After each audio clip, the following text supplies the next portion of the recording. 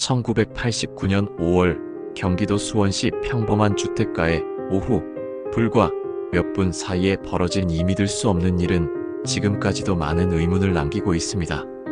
1989년 5월 15일 오후 2시경 수원시 팔달구의 한 주택가에서 생후 8개월 된 여아 박민서 가명가 집에서 홀연히 사라졌습니다.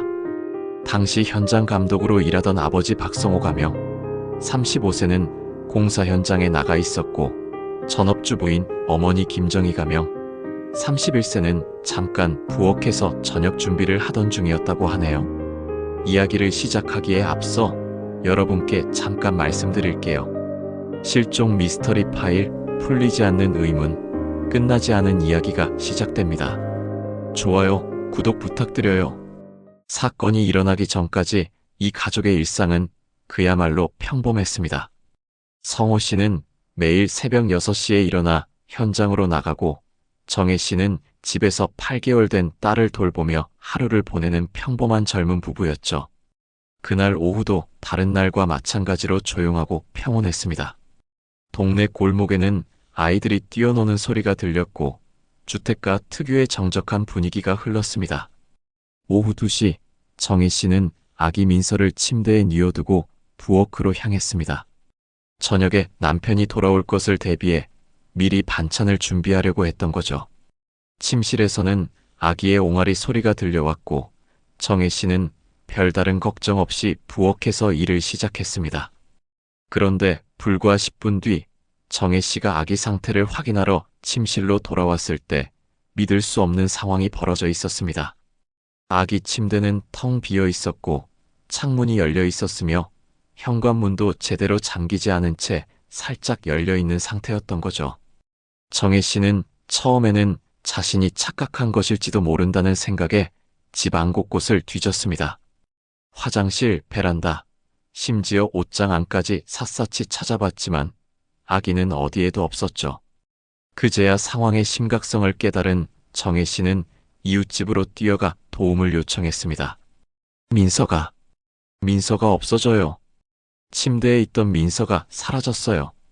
이웃들이 급히 달려와 함께 주변을 수색하기 시작했습니다. 동네 곳곳을 뒤지고 혹시나 해서 인근 상가들도 돌아봤지만 아이의 모습은 어디에서도 찾을 수 없었습니다. 오후 3시경 결국 경찰에 신고가 접수됐고 수원서 강력계에서 형사들이 급히 출동했습니다. 현장에 가장 먼저 도착한 사람은 강력계 형사 최도윤 가명 42세이었습니다. 10년차 베테랑 형사였던 도윤 형사는 현장을 살펴본 뒤 이렇게 말했다고 하네요. 이건 단순한 실종이 아닙니다. 누군가 의도적으로 아이를 데려간 것 같나요? 현장 조사 결과 특이한 점들이 발견됐습니다. 창문은 바깥쪽에서 열린 흔적이 있었고 현관문도 안쪽에서가 아닌 바깥쪽에서 열린 상태였습니다. 또한 아기 침대 주변에서 낯선 발자국이 발견됐는데 성인 여성의 것으로 추정되는 작은 발자국이었죠. 오후 4시부터 본격적인 탐문 수사가 시작됐습니다. 경찰은 인근 주민 50여 명을 대상으로 탐문을 실시했고 그 과정에서 중요한 증언들이 나오기 시작했습니다. 오후 2시 10분경에 낯선 여자가 아기를 안고 골목을 걸어가는 걸 봤어요. 그런데 아기가 계속 울고 있었는데 그 여자가 아기를 달래는 게 아니라 오히려 급하게 걸음을 재촉하더라고요. 이 증언은 김 씨네 맞은편에 살던 주민이 한 것으로 사건 발생 추정 시각과 거의 일치하는 시간대였습니다. 하지만 그 여성의 얼굴을 정확히 본 사람은 없었고 어느 방향으로 갔는지도 명확하지 않았죠. 밤이 되자 성호 씨가 현장에서 급히 돌아왔습니다. 집 앞에 경찰차가 서 있고 이웃들이 몰려있는 모습을 본 순간 그는 이미 최악의 상황을 직감했다고 하네요. 정희야, 무슨 일이야? 민서는 어디 있어? 정혜 씨는 울면서 상황을 설명했지만 성호 씨는 처음에는 믿을 수 없다는 표정이었습니다.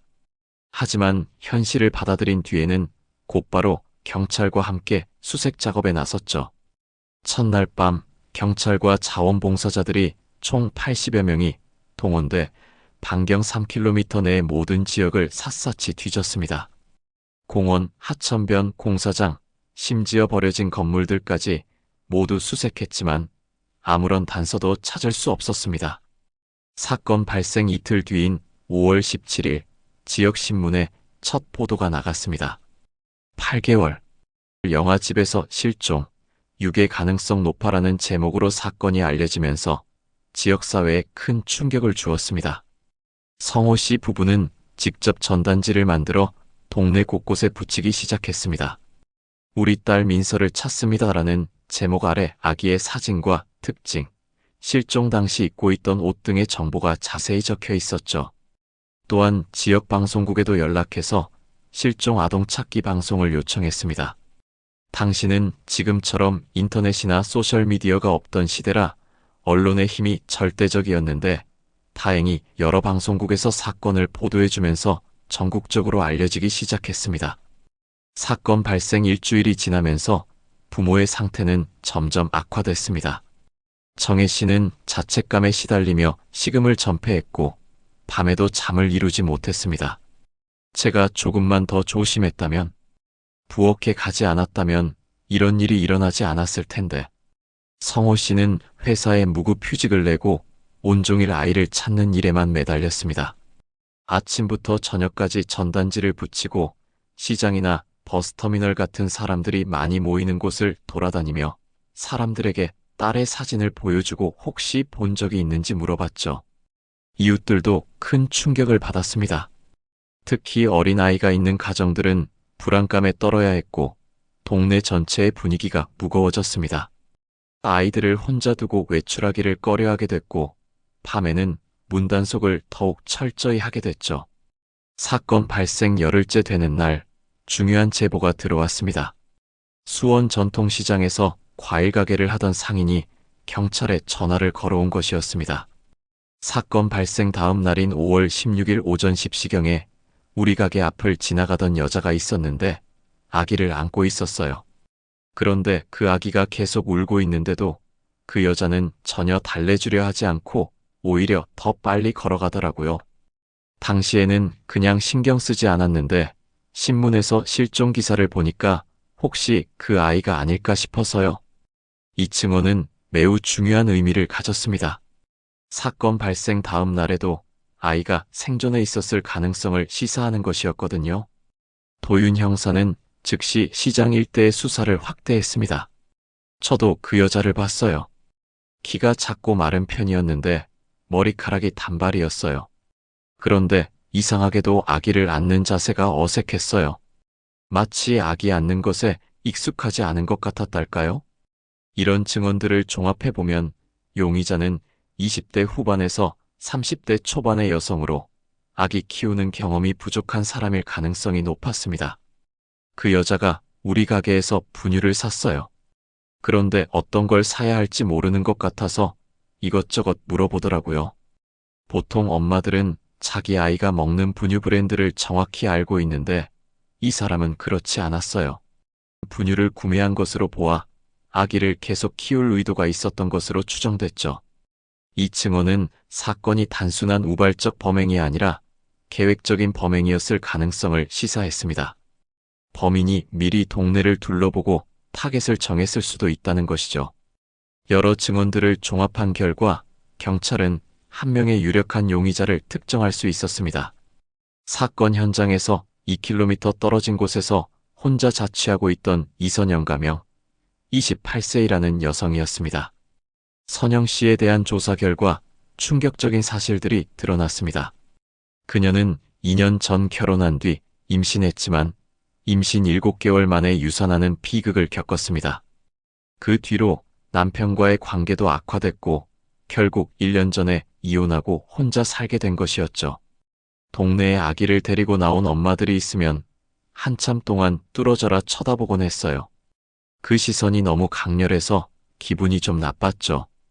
또한 선영 씨는 사건 발생 하루 전인 5월 14일 갑자기 자취방을 정리하고 짐을 쌌다는 증언도 나왔습니다.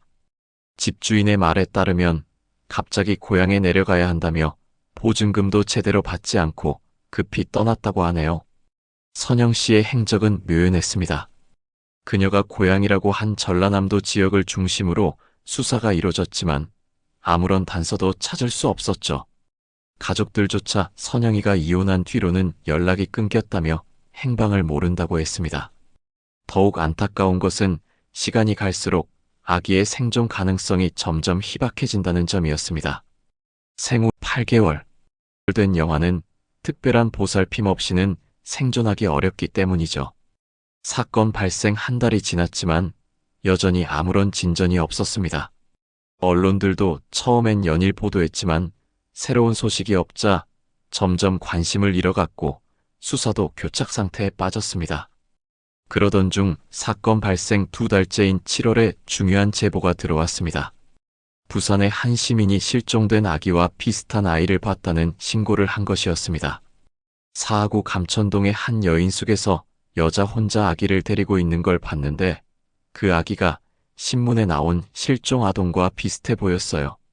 경찰이 급히 부산으로 출동했지만 이미 그 여성과 아기는 여인숙을 떠난 뒤였습니다. 여인숙 사장의 증언에 따르면 조용한 여자였는데 아기가 자꾸 울어서 다른 손님들이 불편해했다고 했습니다. 이후에도 전국 각지에서 비슷한 제보들이 들어왔습니다. 대구, 광주, 대전 등에서 실종 아동과 비슷한 아기를 봤다는 신고들이 계속 접수됐지만 경찰이 도착할 때마다 이미 그 자리에는 아무도 없었죠. 현재까지도 이 사건은 미해결 상태로 남아 있습니다. 민서는 지금 36세가 됐을 텐데 과연 어디서 어떻게 살고 있을까요? 혹시 자신의 진짜 신분을 모른 채 다른 사람의 딸로 살아가고 있는 걸까요? 성호 씨와 정혜 씨는 이후 2번째 아이를 낳아 키웠지만 첫째 딸 민서에 대한 그리움과 미안함은 평생 마음속에 간직하고 살아가고 있습니다. 도윤 형사는 정년 퇴임하기 전까지 이 사건을 잊지 못했습니다. 그는 퇴임사에서 이렇게 말했다고 합니다. 30년 형사 생활을 하면서 가장 가슴 아팠던 사건이 바로 민서 사건이었습니다. 부모의 마음을 생각하면 지금도 가슴이 아픕니다. 언젠가는 진실이 밝혀지기를 바랍니다. 1989년 5월 15일 수원의 한 주택가에서 시작된 이 미스터리는 36년이 지난 지금까지도 계속되고 있습니다. 시간은 흘렀지만 진실을 향한 우리의 궁금증과 한 가족의 아픔은 여전히 현재 진행형입니다. 오늘의 사건 함께 추적해 주셔서 감사합니다. 실종 미스터리 파일과 함께 다음 사건도 추적하고 싶다면 좋아요, 구독 잊지 마세요.